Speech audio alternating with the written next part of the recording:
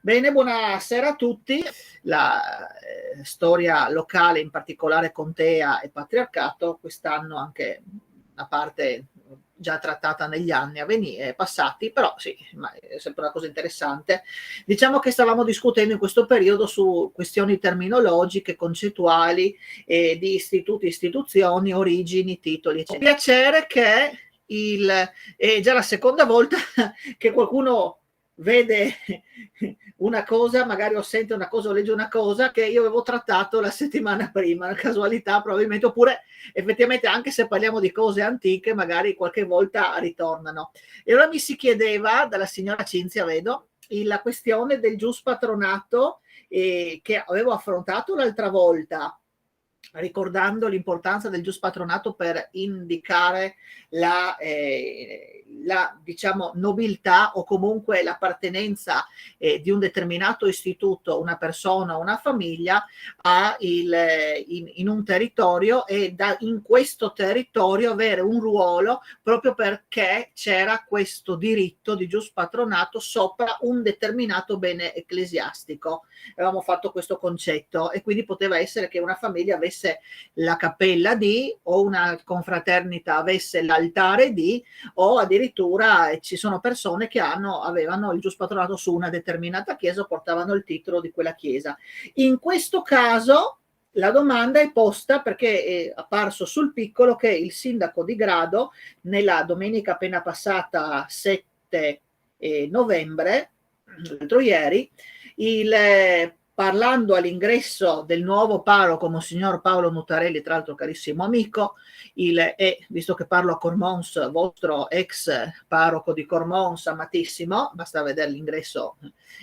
trionfale che c'è stato a Grado, ma il sindaco nel saluto faceva cenno al gius patronato della comunità di Grado sulla nomina del parroco. Allora mi fa piacere che qualcuno si sia accorto di questa cosa, e in effetti è un antichissimo privilegio che ha la comunità di Grado nella nomina del parroco. Potremmo, per analogia, ricordare i conti di Gorizia, visto che siamo nel tema, e cioè, visto anche comunque il periodo è lo stesso, cioè parliamo in pratica dalla fine del patriarcato di Grado. Ebbene, per analogia vi dicevo appunto che i conti di Gorizia avevano il gius patronato sulla chiesa parrocchiale, e quindi avevano il diritto e privilegio di nominare il parroco.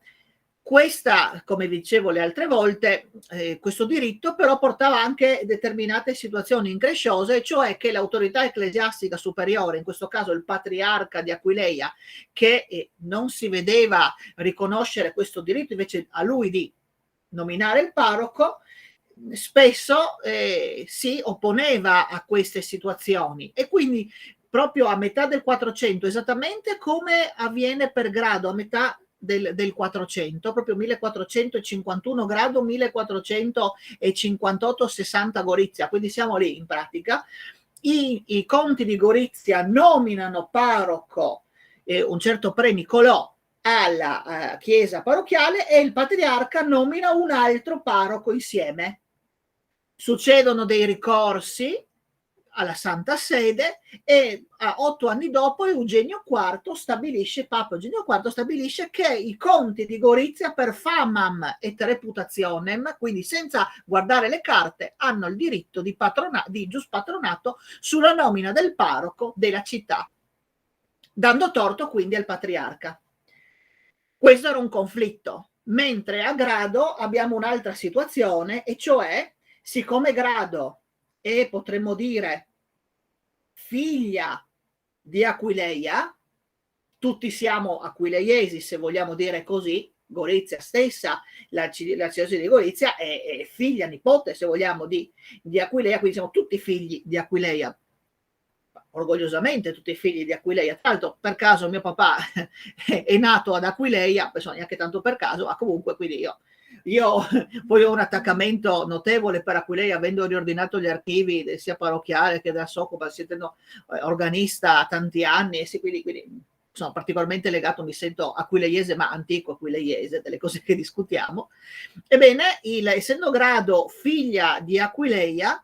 aveva avuto però una storia separata dal punto di vista, diciamo, episcopale, patriarcale, tanto è vero che avremo a pochi chilometri di distanza due patriarcati, il patriarcato di Aquileia e il patriarcato di Grado, nato proprio, fondato da Aquileia quando si riversano dalla terraferma al mare per scappare ai barbari e alla discesa appunto di queste popolazioni che invadono tutto il territorio eccetera, e si riparano ad Aquileia e lì nasce una nuova comunità di fedeli proprio basata su Aquileia, e la basilica di Grado di Santa Eufemia, così chiamata, infatti antichissima, basilica del 579 d.C., quindi 3 novembre, da poco c'è stata la dedicazione e Don Paolo ha voluto che il giorno 7 del suo ingresso a Grado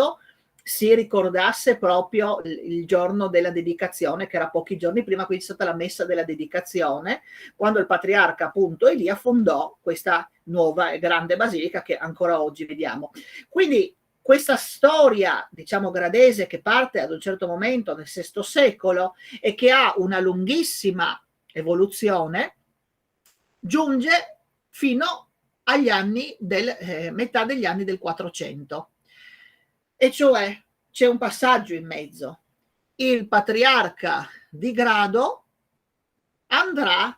a Venezia, a stabilirsi a Venezia fin dal IX secolo. E infatti a Venezia troviamo che cosa? Troviamo il vescovo di Venezia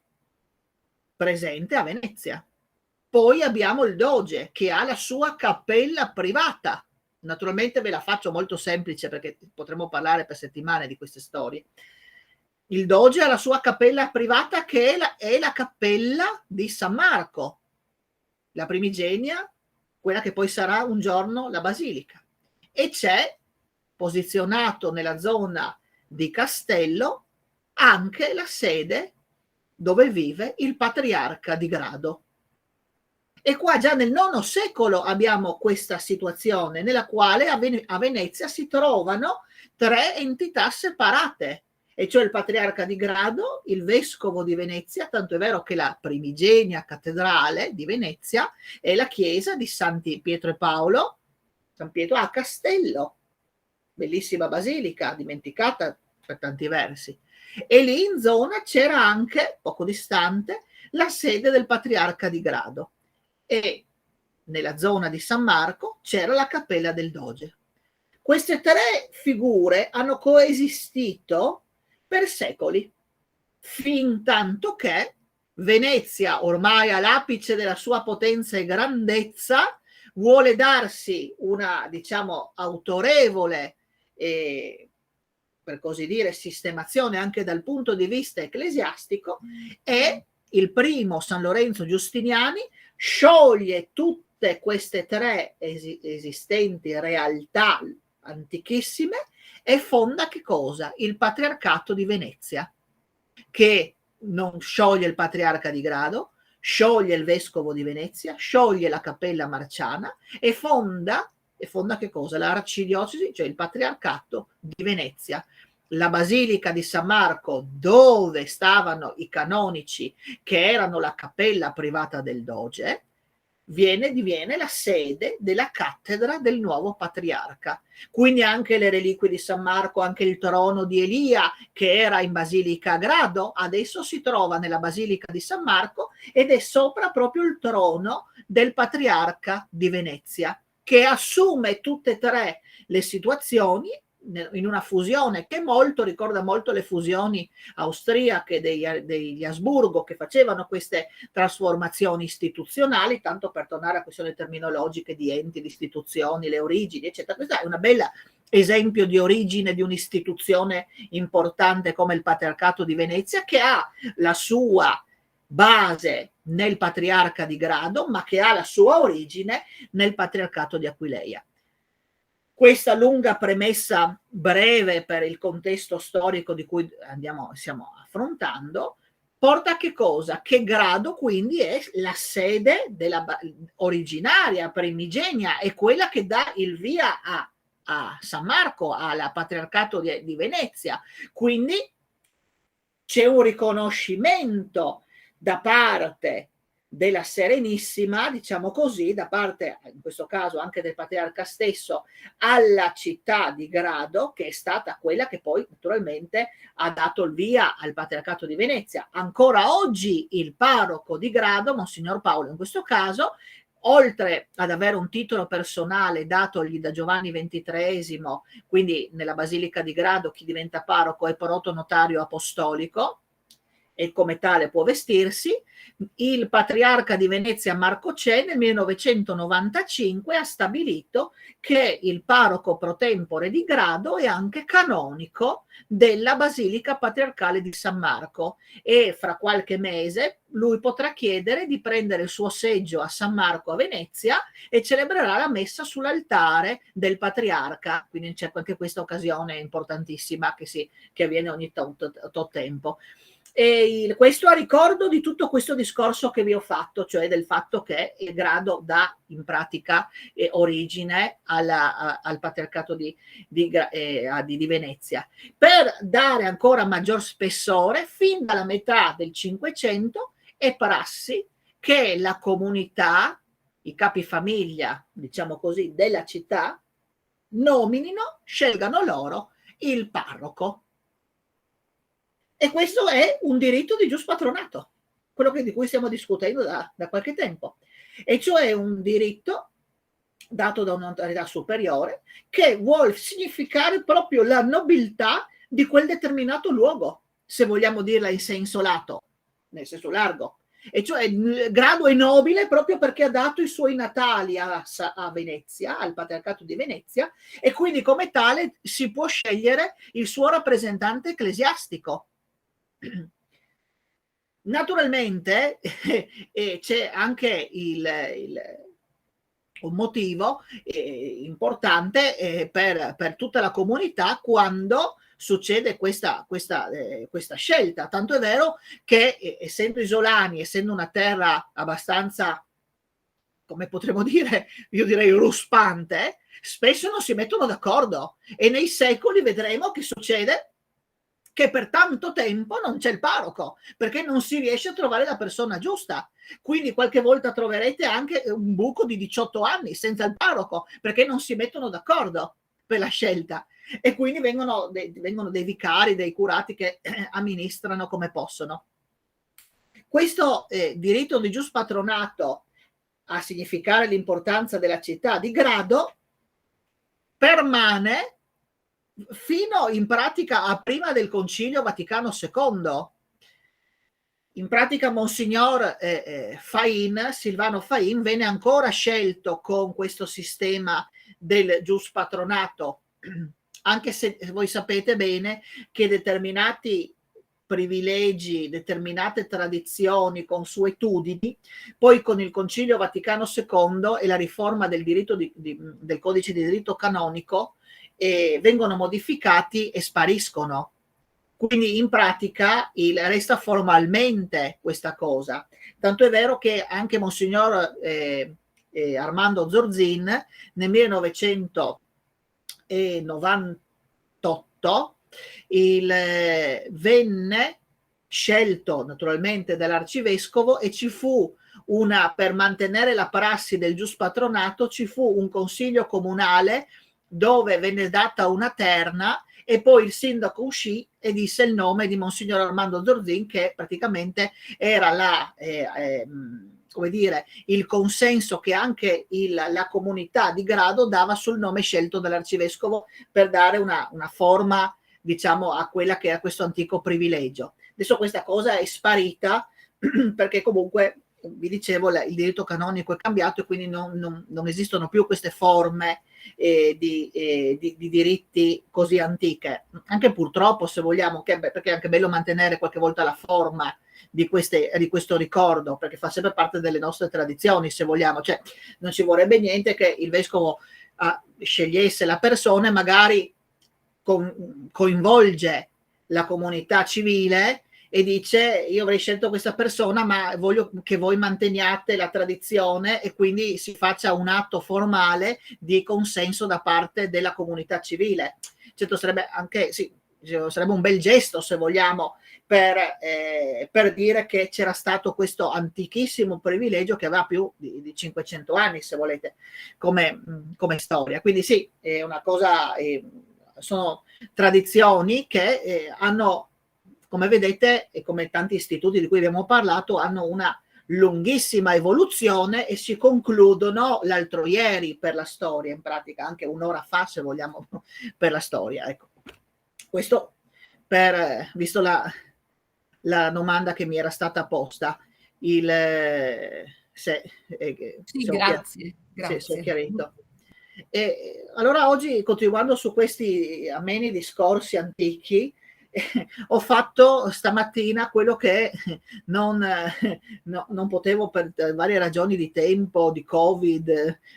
lavorative, eccetera, e quindi oggi, giovedì, finalmente mi sono dedicato a fare lo studioso e sono finalmente riuscito a ritornare in archivio. E allora a fare delle ricerche, sapevo cosa volevo andare a leggere, naturalmente, e siccome è piuttosto interessante e vicino agli argomenti che stiamo trattando, mi piaceva così dirvi la sorpresa di alcune cose che oggi ho potuto ritrovare e che non avevo trovato scritte da nessuna parte, tra l'altro. E cioè sono andato a leggermi gli atti della dieta provinciale gradiscana al tempo degli Egenberg, quindi tra il 1647 e il 1717, siamo più o meno nell'epoca storica di cui, quindi siamo sempre davanti alle contee. Il patriarcato esiste, contea di Gorizia esiste, contea di Gradisca esiste, ed è interessante perché questo registro probabilmente qualcuno, io credo di sapere anche chi, però non lo dico, lo ha ricopiato, nel senso ha preso gli atti e li ha messi su un registro di modo che si salvassero, senza che andassero perduti, e quindi ha ricopiato le sedute della dieta provinciale. Ed è interessante perché si vede, leggendo tra l'altro questa bellissima scrittura, io credo di poter affermare che è una scrittura settecentesca, certamente, quindi è una ricopiatura probabilmente di cose che aveva in mano e che ha ritenuto di dover seguire cronologicamente,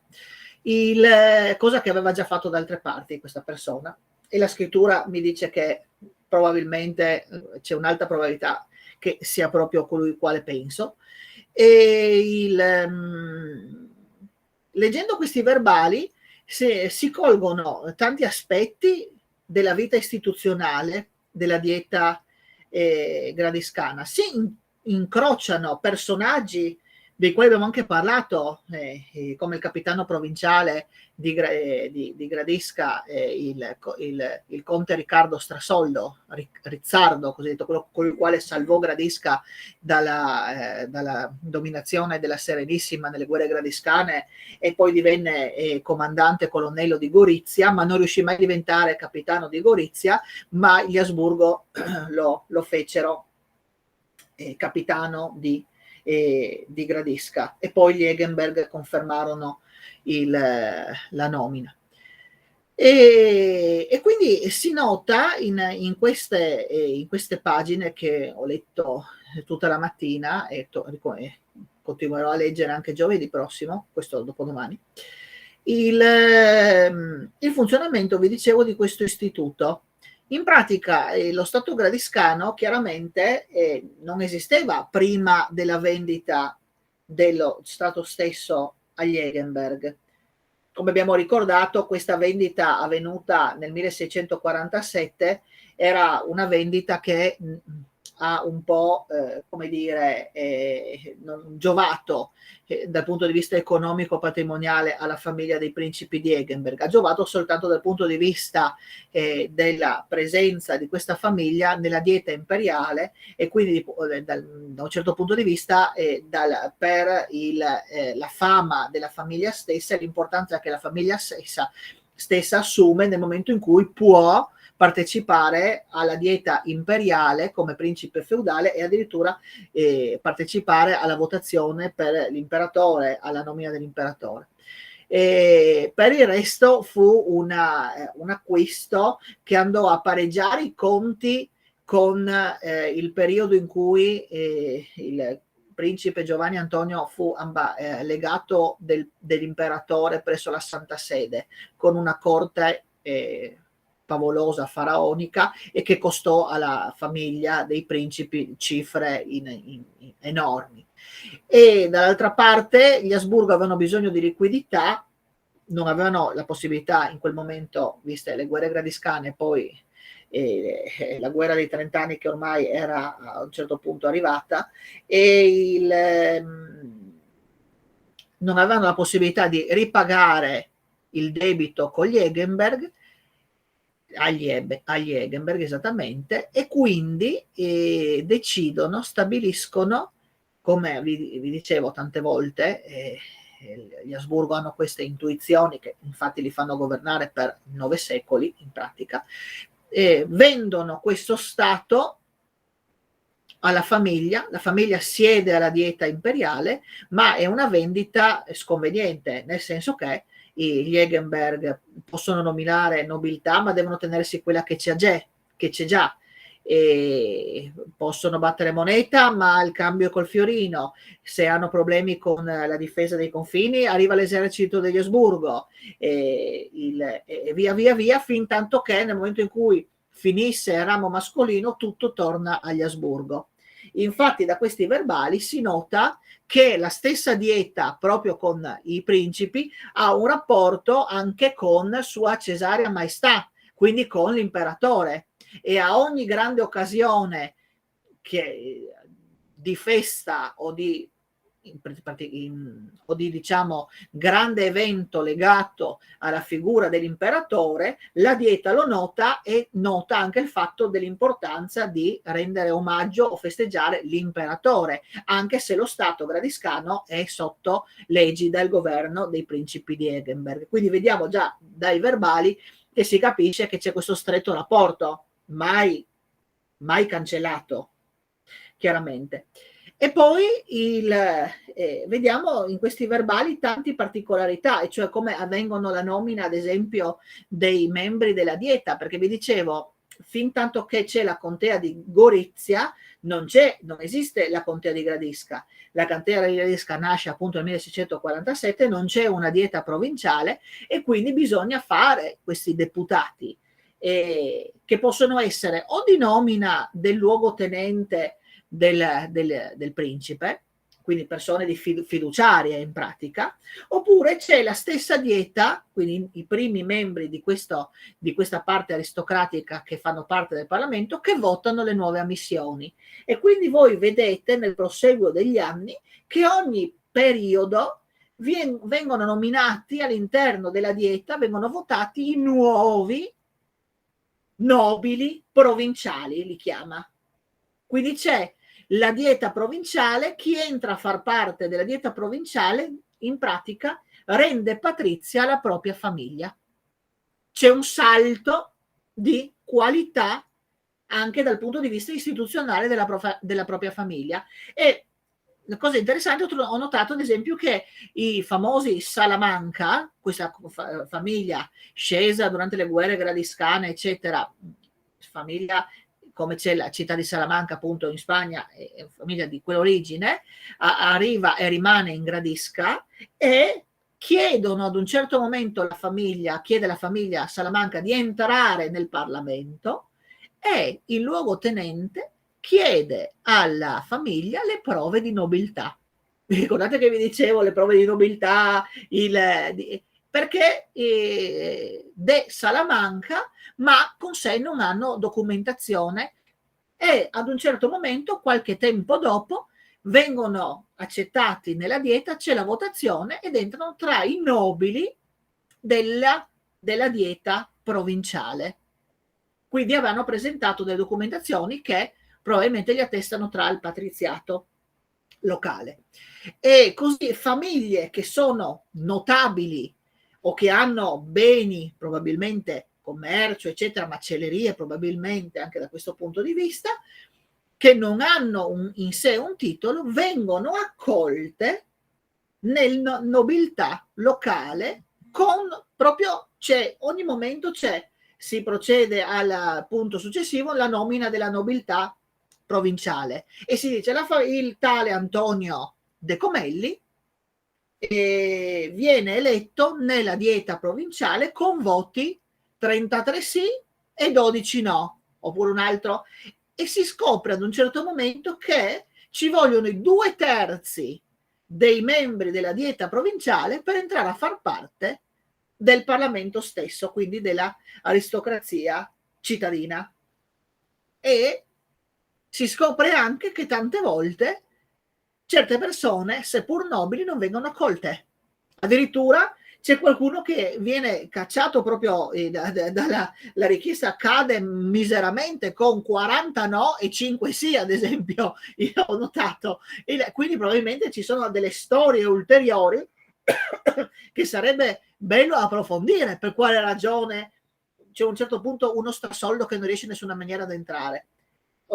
C'è un altro, Stuckenfeld, che anche lui tenta più volte ma non riesce, a tutti contro. E anche questo sarebbe interessante sapere cosa è accaduto,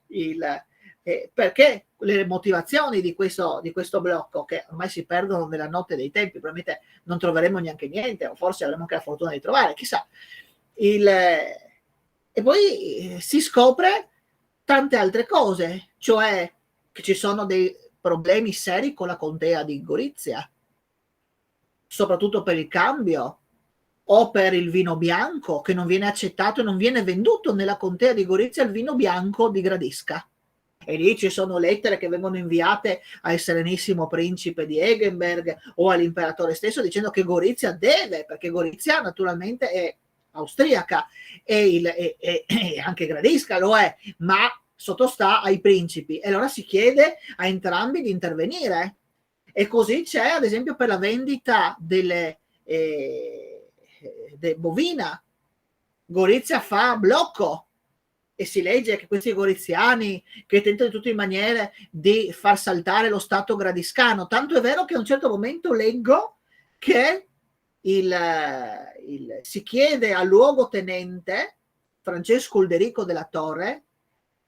che non si trova in Gradisca, ma anche lui è sempre in giro per l'Europa, si chiede di intervenire con lui, faccia tramite al principe, e vada a parlare personalmente al principe sul fatto che il capitano provinciale di Gorizia si fa chiamare capitano provinciale di Gorizia e Gradisca. E questo non può essere. E insomma, ad un certo momento, settimane dopo, c'è un'altra dieta provinciale, perché è molto, molto bello da leggere, c'è un'altra dieta provinciale che dice il conte Francesco Ulderico della Torre in udienza privata ha sussurrato al principe le nostre desiderata e il principe ha consentito dicendo che interverrà perché il titolo di capitano provinciale di Gradisca spetta soltanto al gradiscano, che in quel momento è capitano provinciale. Il capitano provinciale di Gorizia è capitano provinciale di Gorizia e non di Gradisca. E quindi c'è tutto questo rapporto neanche troppo malcelato, nel senso che si capisce che c'è questo stato di insofferenza da parte dei gradiscani. E poi ho trovato tra le varie cose una cosa che mi piace, visto che è anche di attualità, perché sono istituzioni che hanno una lunghissima durata ed esistono ancora oggi, e cioè non avevo mai trovato da altre parti, però vedete, tante volte bisogna proprio andare a leggere i documenti originali, non ci si può basare soltanto su letture anche di pubblicazioni, a parte che non siano scientifiche, eccetera, perché si perde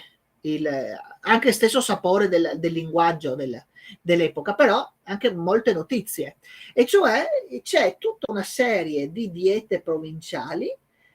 sul problema dei cavalieri di Malta di San Nicolò della Levada di Ruda, perché non so se voi sapete, ma è la chiesa di San Nicolò della Levata a Ruda, cioè non la chiesa parrocchiale, ma quella chiesa che andando verso non il paese di Ruda, ma diciamo verso Villa Vicentina, c'è quella chiesa sulla sinistra con un campanile che si vede bene, e quella era una commenda storica dell'Ordine di Malta. Poi andata perduta come la commenda dell'ordine teutonico di Precenicco, che è stata venduta ai gesuiti, è stata ceduta ai gesuiti, e i teutonici erano andati a Vipiteno. Così anche lì nell'Ottocento finisce questa commenda. Ebbene, c'è tutto un interessante racconto delle diete provinciali, dove si dice che i cavalieri, i nobilissimi cavalieri di Malta friulani, non vengono accolti dalla lingua boema, ma restano nella lingua tedesca. E io vado a leggere, cioè, interessante, perché naturalmente i principi di Eggenberg hanno la sede a Krumnau, cioè a Český Krumlov, che è attualmente nella Repubblica Ceca, ma è Boemia, e quindi cambiando la destinazione strutturale e istituzionale dello Stato, quindi passando dalla contea di Gorizia e sottostando quagli Asburgo, passando la contea di Gradisca agli Eggenberg, la dieta provinciale chiede che la commenda di San Nicolò della Levata di Ruda passi, quindi questi cavalieri, nobili cavalieri friulani facenti parte dell'Ordine di Malta, avevano domandato che la dieta provinciale facesse pressioni, anche pressioni ad altissimo livello, cioè fino al Gran Maestro dell'Ordine, perché si passasse dalla commenda, quindi la commenda di San Nicolò passasse dalla lingua, nel senso dello Stato, dalla lingua di Alemagna, così come la lingua tedesca, alla lingua della Boemia. E c'è una serie di diete provinciali fin tanto che si arriva a una dieta provinciale dove si legge che viene data lettura di una missiva inviata direttamente dal principe Gran Maestro dell'Ordine di Malta. Quindi è una cosa che mi ha incuriosito, perché effettivamente questa presenza di cavalieri sul territorio conosciuta, però questo passaggio del fatto dei due stati tra Gorizia e Gradisca, e del fatto di chiedere che Gradisca passi dalla lingua tedesca alla lingua boema, quindi al sottoboemo, è una cosa che non avevo mai intuito, non ho mai letto da nessuna parte, e mi sono ritrovato oggi questi documenti tra le mani. E quindi, perché questo vi dicevo, mi piaceva anche così ragionare sull'Ordine di Malta, che è questa istituzione antichissima e che trova ampio spazio nel nostro territorio fino ai giorni nostri, naturalmente. Negli anni avevo fatto proprio una serie di lezioni sugli ordini cavallereschi, se vi ricordate qualcuno che c'era, quindi è una di quelle cose che ogni tanto ritornano. E visto che oggi mi sono ritrovato queste carte tra le mani, insomma, qualche parola mi piace spenderla anche per i fatti che non so se voi avete colto di tutta una situazione di cambiamento che sta avvenendo all'interno dell'Ordine di Malta. Non so se vi è capitato di leggere determinate cose anche sui social o sulla stampa, in quanto l'ordine da qualche tempo è in pratica commissariato, almeno dalla fine del 2016, dai primi mesi del 2017. Ed è una cosa che è accaduta nei secoli, non è che è una novità. Cioè, ci sono stati dei casi in cui non c'era Gran Maestro e la luogotenenza era passata a dei regnanti, eccetera. Quindi sì, non è una cosa nuova. Però mi piace dal punto di vista anche terminologico, visto che chiariamo tutta una serie di terminologie, anche capire la struttura antichissima dell'ordine dal punto di vista sia istituzionale che ecclesiastico. E appunto mi dà il via questo documento che ho riletto oggi sulla volontà e la richiesta di passare alla lingua boema. E voi dovete pensare che l'ordine ha un'antichissima storia di 950 anni e fin dalle origini già si crea una struttura ben delineata, e cioè l'ordine è composto da nobili cavalieri professi, cioè con emissione di voti pubblici fin dalle origini, quindi obbedienza, castità e povertà, con il motto che è anche quello attuale, e cioè tuitio fidei e obsequium pauperum, cioè la difesa della fede e l'osservanza, cioè l'accoglimento, la cura dei poveri. Queste sono la missione che ha l'ordine da 950 anni a questa parte. E vi dicevo che la struttura si delinea fin dalle origini, tanto è vero che la bolla, quella più conosciuta, cioè di Pasquale II del 1113, cita proprio il Gran Maestro e dice che il Gran Maestro viene eletto dai cavalieri professi, cioè da quelli che avevano emesso voti pubblici. Poi c'è tutta la questione legata alla nobiltà. Soltanto i membri di famiglie nobilissime potevano accedere all'ordine. C'erano poi dei vari sistemi per diciamo entrare se uno avesse avuto problemi di patenti nobiliari o di origini, cioè ci voleva diciamo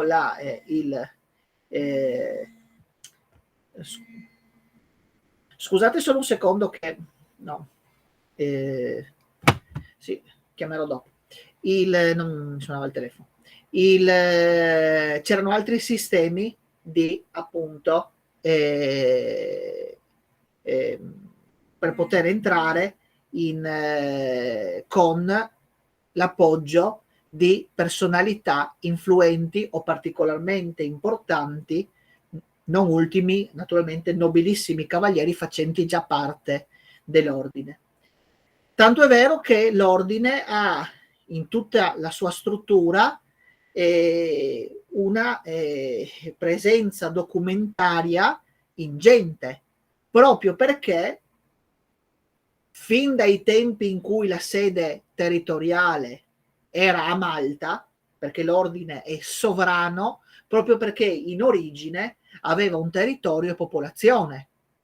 Oggi è sovrano, ma è una sovranità relativa, nel senso che ha determinate strutture extraterritoriali,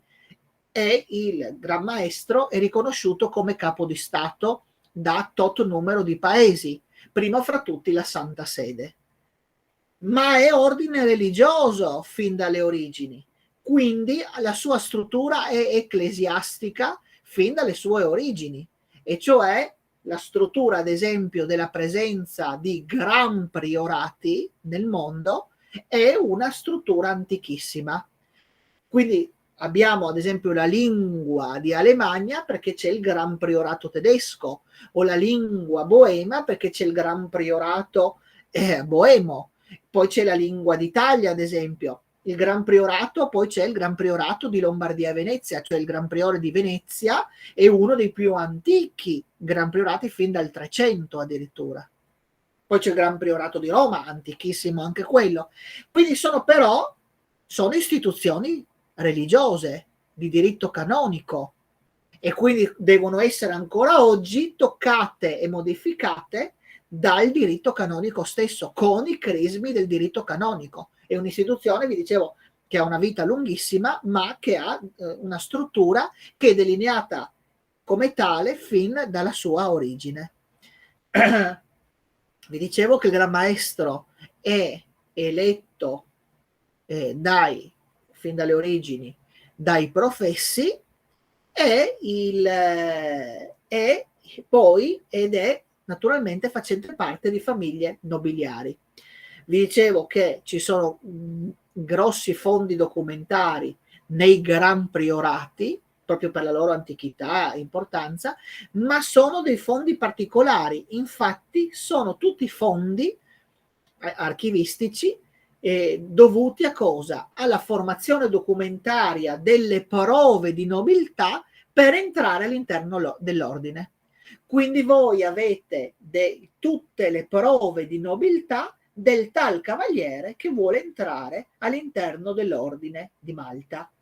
Sovrano militare ordine di San Giovanni Battista, esattamente, poi di Gerusalemme, poi di Rodi, detto di Malta. Ma è l'ordine di San Giovanni Battista.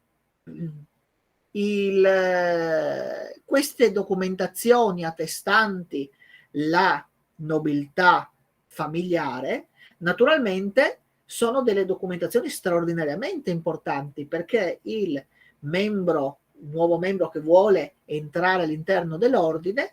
deve presentare gli alberi genealogici e fa un vero e proprio libello, anche di dimensioni cospicue, con dentro le copie degli atti notarili e canonici, eccetera, che attestano la esatta sequenza tra padre, figlio, nonni, eccetera, eccetera, i matrimoni legittimi, eccetera, e soprattutto la presenza di autorevoli personalità all'interno della propria famiglia. Quindi voi avete questi alberi genealogici che aprono il libro con tutti i rami, i 4 rami principali, si dice quarti perché abbiamo 4 nonni, e quindi si sale su del ramo principale del cognome, poi quindi c'è padre padre, padre madre, madre padre, madre madre, che è l'ultimo. E già dal primo colpo d'occhio noterete nelle famiglie di una certa rilevanza istituzionale, locale, eccetera, eccetera, che si può trovare qualche cappello cardinalizio, quindi vedete che il tal Francesco fu cardinale, o qualche tiara pontificia, perché può essere che nella storia della famiglia ci sia stato qualche pontefice, o capi di Stato, o aumento del titolo, o determinati privilegi cavallereschi ottenuti. Quindi tutta questa sequenza di ramificazioni portava poi a formare questo libello che andava al Gran Priorato, e poi se c'era la votazione favorevole degli altri fratelli, confratri, allora a quel punto si potevano emettere i voti che portavano, solenni, che portavano a diventare cavaliere melitense, della religione melitense. E poi i cavalieri avevano appunto la difesa della fede e l'osservanza e la cura dei malati, quindi formazione di ospedali principalmente nei territori, oltre che naturalmente la spada per la difesa dei pellegrini o di quant'altro, inizialmente a Gerusalemme e poi anche nel resto dell'Europa. E quindi erano cavalieri che facevano i cavalieri armati, oltre che essere religiosi, perché dobbiamo separare le cose. Religioso non vuol dire che sia prete. L'ordine è formato da religiosi, ma è un ordine religioso laicale, quindi formato da religiosi non preti. Ci sono poi dei sacerdoti, certamente, che possono essere professi, che dicevano, appunto, erano utili a dire a seguire spiritualmente i cavalieri, a dire la messa e a confessare i cavalieri che erano religiosi e professi. Quindi questo ordine era naturalmente cavalleresco, era prima di tutto religioso, cavalleresco, e ancora religioso e cavalleresco, e nobiliare. Poi con il tempo naturalmente la questione della nobiltà è diventata problematica, poiché chiaramente con il passaggio delle istituzioni a democrazie, eccetera, eccetera, i titoli si perdono per strada, e quindi i criteri per entrare all'interno dell'Ordine di Malta si sono modificati nel tempo. Certamente ci sono il ramo nobiliare e il ramo non nobiliare, ma principalmente l'ordine è un ordine religioso. Quindi il primo ceto, i veri cavalieri di Malta, sono i cavalieri di giustizia, i professi. Poi c'è un secondo ceto cosiddetto, che sono i membri in obbedienza, e poi c'è il terzo ceto, che invece ci sono i laici. Tutti potrebbero essere definiti terziari francescani, se vogliamo, quindi aiutano i laici, l'ordine, nelle attività caritatevoli dell'ordine, ma il vero cuore dell'ordine continua a essere ancora oggi quello religioso, cioè è laicale ma religioso, quindi non sono preti ma sono religiosi che fanno i voti, che pregano il breviario, eccetera, quindi sono proprio come frati. Infatti accanto al proprio nome c'è il termine fra, antichissimo. Vi dicevo che l'ordine da qualche tempo, per arrivare attualità, è commissariato perché il Papa, che è il superiore di tutti gli ordini religiosi della Chiesa Cattolica del mondo, ha ritenuto di dover riformare l'ordine dal punto di vista religioso, e cioè, diciamo, riformare la Costituzione mettendo al centro la religiosità dell'ordine, se no l'ordine non ha più senso. E quindi c'è tutta una riforma che rivede anche la questione dei noviziati, anche la questione dell'avvicinamento di persone più giovani, anche la stessa emissione dei voti e anche la partecipazione dei religiosi, dei cavalieri di giustizia, a tutti i livelli di governo dell'ordine, non soltanto il Gran Maestro. Cosa che si era modificata con la Costituzione del 1997, dove si prevedeva che ci fossero anche dei laici nel governo dell'ordine, non cavalieri quindi professi. Quindi da qualche tempo c'è questa riforma che in teoria prossimo anno dovrebbe essere approvata, e quindi l'ordine di Malta dovrebbe avere un'ulteriore modificazione, ma tornare proprio a quello che era il senso delle origini, e cioè quello dell'essere cavalieri, ma cavalieri di giustizia professi, cioè l'ordine è un ordine a tutti i livelli religioso, cosa che era andata, si era relativamente perduta nei secoli. Quindi anche questo è una situazione, un'istituzione, vedete, che ha una storia lunghissima, si fa risalire certamente a prima del IX secolo, intorno all'undicesimo secolo, cioè al 1050, quando c'era questo gruppo di fratelli guidati da questo beato attualmente Gerardo de Sasso, che aveva istituito un ospedale in Gerusalemme e curava appunto i malati e gli anziani, eccetera, che ritrovava sulla via del pellegrinaggio per la città di Gerusalemme, quindi nei luoghi santi. E quindi questo è il senso fin iniziale e ultimo che ha l'ordine. Allora, oggi, avendo incontrato questa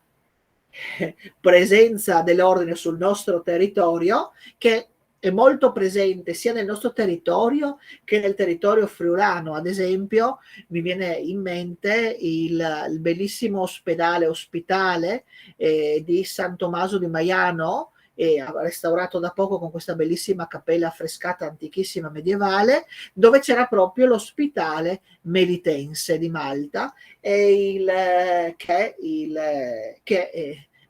si può ancora vedere le mura, la struttura è stato molto ben restaurato. Qui c'è una presenza un po' dovunque dei cavalieri nella loro storia, e c'è una rappresentanza anche oggi, diciamo, nel nostro territorio regionale, sempre sotto il cappello del Gran Priorato. Vi dicevo appunto questi Gran Priorati, c'è il Gran Priore, e il Gran Priore tradizionalmente era sempre un cavaliere professo, adesso da qualche tempo non lo è più, ma essendo che i Gran Priorati sono di strutture istituzionali antichissime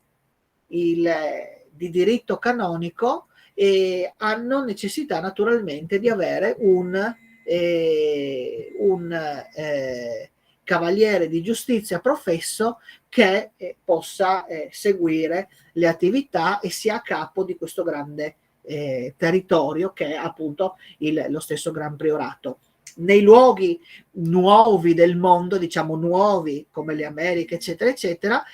non ci sono gran priorati, ci sono attualmente delle strutture che vengono chiamate associazioni, però sono molto differenti come struttura. I gran priorati di solito hanno queste chiese meravigliose, avevano poi tutta una serie di benefici, di commende. Anche il termine commenda è un termine antichissimo, infatti vi avevo detto che in questi registri della dieta provinciale si parla della commenda di San Niccolò di Ruda, e la commenda aveva legati a sé tutta una serie di benefici. Vi ricordate la parola beneficio che parlavamo le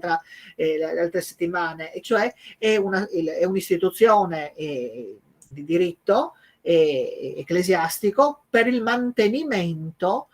appunto in questo caso del cavaliere e della struttura che ha la presenza dei cavalieri. Quando un'altra fonte interessantissima di notizie e anche splendida fonte di notizie sono i registri che i cavalieri che venivano messi a capo delle commende tenevano, e hanno un nomine spagnoleggiante, si chiamano cabrei. I cabrei sono questi registri magnifici, tutti